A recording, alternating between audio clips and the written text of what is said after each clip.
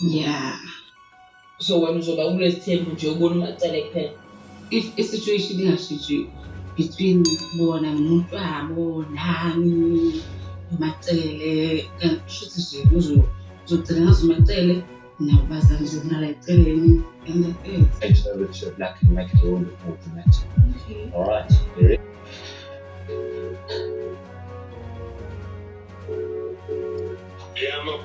I needed to really look at her face for a moment because what I saw in episode 4 was not a woman at peace. I saw someone quietly drowning inside a life that's moving too fast. And the scary part is, most people don't even realize how serious this is yet.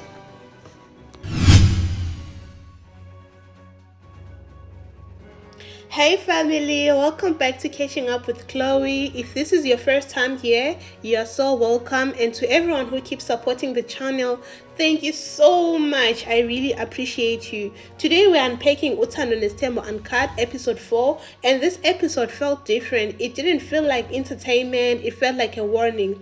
Because what we are witnessing is a young woman being pulled into a life that is far heavier than she is emotionally prepared for.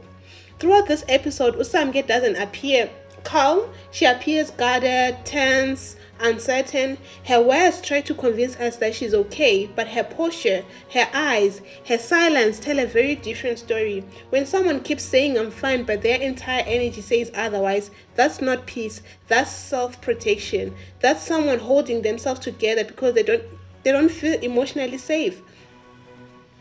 And what worries me is Usamke is doing this while pregnant, while newly married, while being introduced into the most emotionally complex families possible. That is a lot for anyone, let alone someone still so young in life experience. Usamke is still at an age where she's learning herself, her boundaries, her emotional needs. Now suddenly she's carrying marriage, pregnancy, complicated polygamous structure, public scrutiny, and emotional isolation. That is not a gentle transition, that is an emotional shock to the nervous system. There's a huge difference between choosing something and being ready for what that choice requires emotionally, and I don't think anyone prepared her for how heavy this life would actually feel. This episode promised clarity but delivered almost nothing. Besides the baby shower, we didn't get real explanations, we didn't get real accountability, we didn't get real emotional honesty. Everything felt carefully edited and emotionally unfinished, which makes the confusion even heavier for Samke and for the audience. If you have made it this far, thank you so much for being here. Please like this video, share your thoughts in the comments. I truly read them all. And if you are not subscribed yet, this is your sign to join the family here on Catching Up with Chloe. What makes this harder is that Usamke doesn't seem rooted anywhere yet. Everyone around her has their space, their routines, their comfort zones, and she seems to be floating between them. That creates insecurity, confusion, and loneliness. Even when you are surrounded by people, sometimes the most painful loneliness is the kind you feel in a room full of others. Khwela describes her relationship with Musa as perfect and supportive, but the reality on the screen tells a different story. He wasn't at the hospital when the baby was born. He refused to do the maternity photo shoot, and since the pregnancy announcement, his emotional presence feels minimal. When a partner's actions don't match their words, the truth lives in the actions. A woman never forgets how a man treated her when she was carrying his child. In her diary session, Khwela looked like she was holding back tears. Her answers felt defensive, carefully chosen, not fully honest. And even the fact that she learns about Musa's plans through his interviews instead of direct conversations shows emotional distance. That's not a partnership.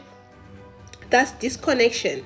At her age and in her position, it's not unreasonable to not want your husband beside you during moments like a maternity shoot. Musa could have promised. He could have met her halfway.